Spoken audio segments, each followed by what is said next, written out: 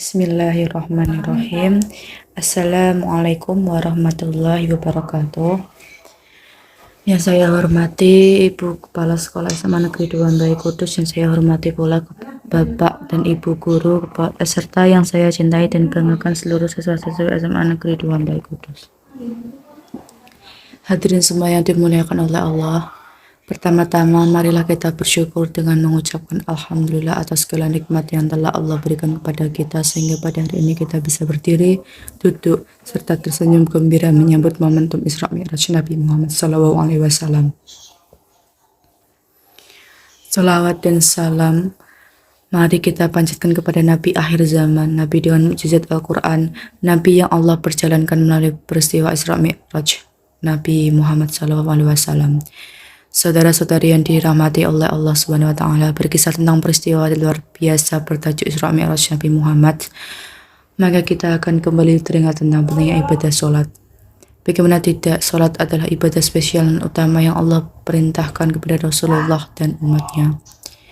Sebagai bukti dari keutamaan perintah tersebut, Allah menjemput Nabi Muhammad SAW melalui perantara malaikat Jibril dan Burak agar Rasul bisa menjemput perintah sholat melewati 7 lapis langit hingga ke Sidratul Muntaha.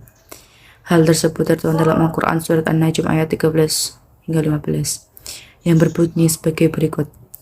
Walaqad ra'ahu nazlatan ukhra inda Sidratul Muntaha indaha jannatul ma'wa, yang artinya, dan sesungguhnya Muhammad telah melihat Jibril itu dalam rupanya yang asli dan pada waktu yang lain, yaitu di Sidratul Muntaha. Di dekatnya ada surga tempat tinggal. Tidak hanya sekedar melewati langit, tapi Allah juga menunjukkan kekuasaannya sebagai Tuhan yang Maha Agung, Maha Kaya lagi Maha Terpuji.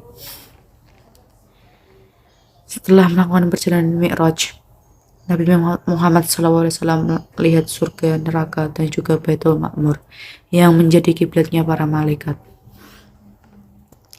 Itu semua adalah bukti bahwa janji Allah benar-benar nyata. Jadi, bagaimana dengan kisah kita sebagai umat akhir zaman di hari ini? Seiring dengan berkembangnya teknologi dan berlakunya zaman, tantangan maupun ujian hidup pun terasa berat. Kita saksikan masjid Mekah makin banyak, tapi jamaah sholat makin sepi. Belum selesai sampai di sana, semakin kesini perdebatan antar sesama muslim gara-gara perselisihan pendapat semakin melonjak dan membuat Islam seakan-akan tercerai-berai. Tidak sedikit orang berdebat tentang sholat, tapi nyatanya mereka belum tentu melaksanakan sholat. Teman-teman yang dirahmati Allah, kiranya apa yang salah dari hal tersebut?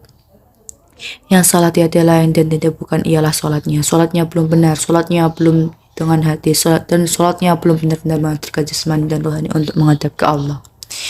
Kalaulah sholat kita benar dari segi niat, syariat, serta ilmu, maka sungguh dari ini akan menjadi pribadi yang lebih baik dan lebih dekat dengan Allah. Allah berkalam dalam Al-Quran surat Al-Ankabut ayat 45 yang berbunyi sebagai berikut. Inna sholata tanha anil fahsya'i wal munkar wallazikullahi akbar wallahu ya'lamu ma tashna'un, yang artinya, sesungguhnya sholat itu mencegah dari perbuatan-perbuatan keji dan mungkar, dan sesungguhnya mengingat Allah adalah lebih besar keutamaannya dari ibadah-ibadah yang lain. Saudara-saudari yang berbahagia, pada momentum Isra Mi'raj ini marilah kita sama-sama berupaya untuk memperbaiki sholat. Memperbaiki sholat di sini tidak hanya sekedar menyempurnakan gerakan dan bacaan, tetapi juga menyempurnakan niat, khusyuk, sekaligus menjadi sholat sebagai kebutuhan dalam hidup. Karena dunia ini hanyalah persinggahan, maka sudah semestinya kita menyiapkan bekal yang banyak untuk persiapan di akhirat nanti.